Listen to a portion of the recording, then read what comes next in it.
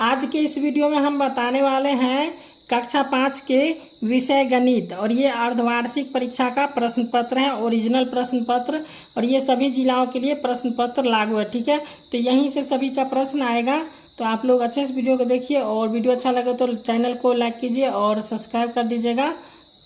चलिए अब हम प्रश्न की ओर बढ़ते हैं। तो यहाँ पे देख लीजिए, समय 2 घंटा लिखा हुआ है और यहाँ पे पूर्णांक है 50। तो आपको पूर्णांक 50 अंक का परीक्षा होगा। और यहाँ पे लिखा हो छात्र का नाम, तो यहाँ पे हो जाएगा आपका अपना नाम। यहाँ पे वर्ग क्रमांक लिखना है, यहाँ पे विद्यालय का नाम लिखना है, और यहाँ पे प्रखंड का नाम लिखना है, यहाँ संकुल का नाम और यहाँ पे जिला का नाम लिखना है।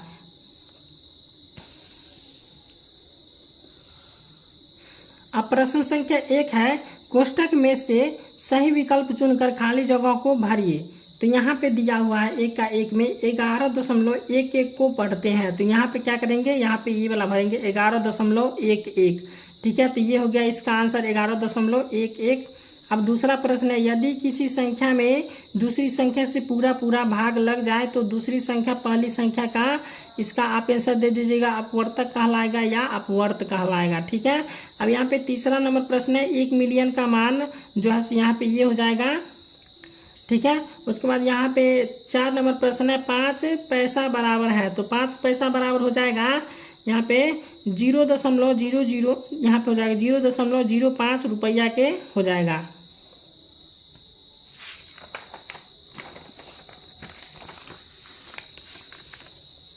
अब 5वां प्रश्न दिया हुआ है, 40 का अभाज्य गुणनखंड है। तो 40 का हो जाएगा 2 दूना 4, 4 दूना 8, 8 पंचे 40। तो ये हो जाएगा 40 का अभाज्य गुणनखंड। अब दूसरा प्रश्न है, सत्य के लिए सही और असत्य के लिए गलत का निशान लगाइए। ठीक है, तो इसका आंसर आप खुद बना लीजिएगा।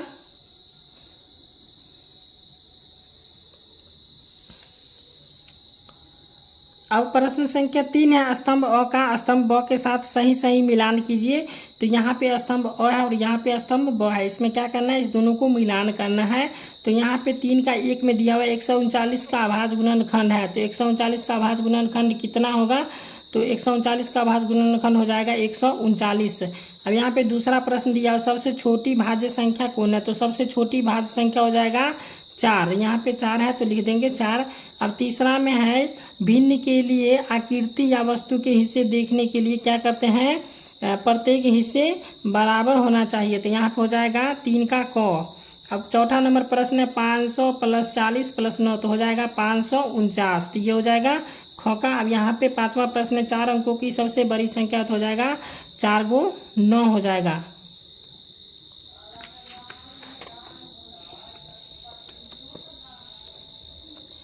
अब प्रश्न संख्या 4 है, लघु उत्तरीय प्रश्न। तो 4 का 1 में दिया हुआ है, 6 अंकों की सबसे बड़ी संख्या और 5 अंकों की सबसे छोटी संख्या का अंतर बताइए। तो यहाँ पे अथवा में दिया हुआ है कि एक कोठी में 7325 किलोग्राम अनाज अटता है। तो कोठी में पहले से 5250 किलोग्राम अनाज है, तो उसमें कितना किलोग्राम अनाज और मिलाया जाए कि कोठी भर जाएगा। तो यहाँ पे इस दोनों में से किसी एक प्रश्न को बनाना था। तो यहाँ पे हम ऊपर वाला प्रश्न को बना दिए हैं, ये वाला प्रश्न है। तो यहाँ पे हम लिखे 5 अंकों की सबसे बड़ी संख्या 5 × 9, उसके बाद 5 अंकों की सबसे छोटी संख्या लिखे 1 पर 4 शून्य, और इसके बाद इसको हम घटा दिए हैं। अंतर मिस होता है घटाओ, तो इसको हम घटा देंगे तो इसका आंसर आ जाएगा। ठीक है, तो यहाँ पे हम घटा दिए हैं, देख लीजिए। अब यहाँ पे चौथा प्रश्न दिया हुआ है, यदि भाजक 8, भागफल 140 और शेषफल 7 है तो भाज्य ज्ञात कीजिए। और अथवा में दिया हुआ है, भाग विधि द्वारा 6, 7 और 8 का लघुत्तम समापवर्त ज्ञात कीजिए। तो यहाँ पे लघुत्तम ज्ञात करना है यानी लॉस, और यहाँ पे भाज्य ज्ञात करना है। तो इस दोनों में से किसी एक प्रश्न को बनाना था। तो यहाँ पे हम ऊपर वाला प्रश्न को बनाए हैं। यहाँ पे हम लिख दिए भाज्य बराबर भाजक गुने भागफल जोड़ शेष। तो भाजक कितना था, तो भाजक यहाँ पे 8 है और भागफल कितना है 140 और शेष कितना है 7। तो यहाँ पे 8 को 140 से गुना करके और 7 जोड़ देंगे, तो यहाँ पे आ जाएगा इसका आंसर 1127। इसका आंसर हो जाएगा।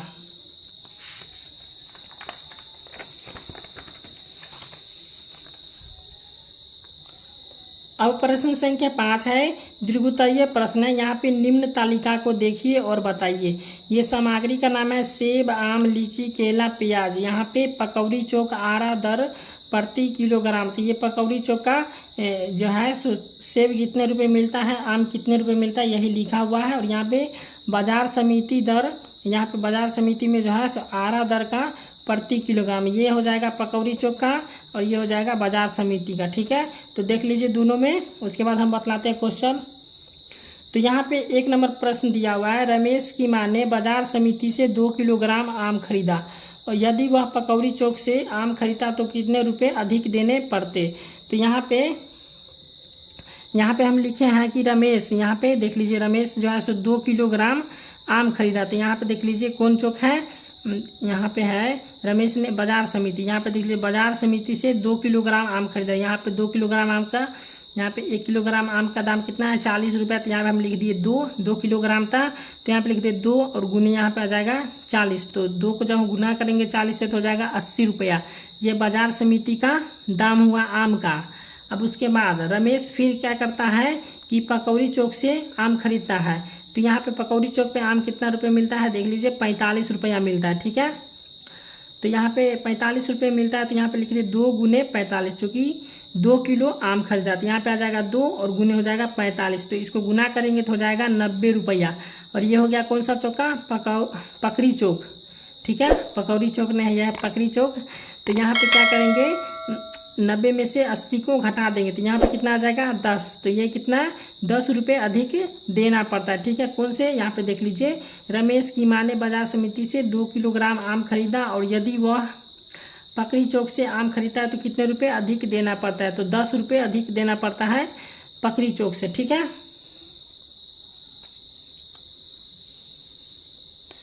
अब यहाँ पे दूसरा प्रश्न है, रमेश को बाजार समिति आरा से 1 किलोग्राम लीची और 2 किलोग्राम आम खरीदने पर पकड़ी चौक की अपेक्षा कितने रुपए बचत होगी। ठीक है, यहाँ पे देख लीजिए ये बना दिए हैं, आप उतार लीजिएगा, वीडियो लंबा हो जाएगा। अब यहाँ पे तीसरा प्रश्न है, मनोज ने 5 किलोग्राम आलू, 2 किलोग्राम प्याज और बाजार समिति से खरीदे और इंद्रजीत ने इतना सामान पकड़ी चौक से, दोनों में किसने कितने रुपए कम खर्च किए। तो यहाँ पे हम इसका आंसर भी लिख दिए। ठीक है, आप लोग बना लीजिएगा। तो वीडियो अच्छा लगा तो वीडियो को लाइक और चैनल को सब्सक्राइब कर दीजिएगा।